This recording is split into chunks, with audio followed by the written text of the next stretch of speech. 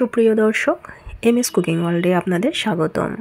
আজ আপনাদের তৈরি করে দেখাবো ভীষণ মজার মালাই পুডিং রেসিপি। এই খাবারটি পরিবারের ছোট বাচ্চা থেকে শুরু করে বৃদ্ধ পর্যন্ত সবার কাছে খুবই পছন্দের।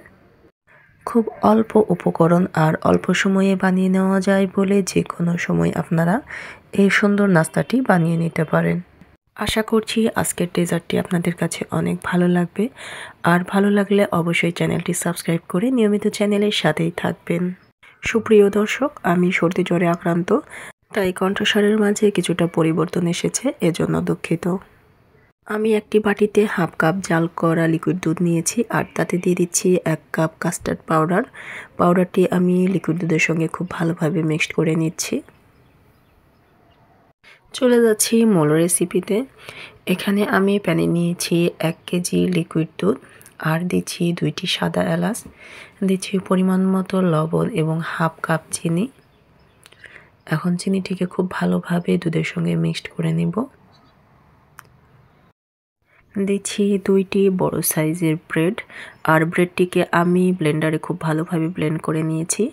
তবে ব্রেড নির্বাচনের ক্ষেত্রে অবশ্যই ব্রেডটিকে টাটকা নির্বাচন করতে হবে, তাছাড়া গন্ধ লাগবে।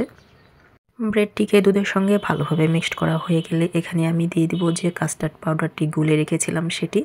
আর এটা প্যানে দেওয়ার আগে আপনাকে আবারও গুলে নিতে হবে, তাছাড়া তলানিতে লেগে যাবে। আর এটা দেওয়ার সঙ্গে সঙ্গে জমতে শুরু করবে, তাই ঘন ঘন নাড়াচাড়া করতে হবে। এখন এর ভিতর থেকে অবাঞ্ছিত যে মশলা সেটা আমি উঠিয়ে নিচ্ছি। আর এটা দেওয়ার সঙ্গে সঙ্গে খুবই ঘন ঘন নাড়াচাড়া করতে হবে, নাড়াচাড়া বন্ধ করা যাবে না। আমি চুলাটি বন্ধ করে ঠান্ডা হওয়া পর্যন্ত এটা নাড়াচাড়া করে নেব। এখন যে পাত্রে সেট করব সে পাত্রে এটা ঢেলে নিচ্ছি। আমি মোট 3টি পাত্রে এটা ঢেলে নেব। দিন 3 থেকে 4 ঘন্টার জন্য এটা ডিপ ফ্রিজে সংরক্ষণ করব। আর 3 থেকে 4 ঘন্টা পর এটা বের করে এর উপরে দিয়ে দেব কোকো পাউডার। এই কোকো পাউডার দেওয়ার কারণে ডেজার্ট থেকে চকলেটি ফ্লেভার পাওয়া যায়, যার কারণে বাচ্চারা খুবই পছন্দ করে। এখানে আমি 2 টেবিল চামচ কোকো পাউডার মিক্সড করে নিয়েছি, আর চামচের সাহায্যে খুব ভালোভাবে এটাকে আমি চারিদিকে ছড়িয়ে দিচ্ছি। আমার এখানে কোকো পাউডারের পরিমাণ একটু বেশি হয়েছে, আর কোকো পাউডার দেওয়ার পর নর্মাল ফ্রিজে কিছুক্ষণ রাখতে হয়। তো বাচ্চাদের এত পছন্দের, যার কারণে আমি ফ্রিজে রাখার সময় পাইনি।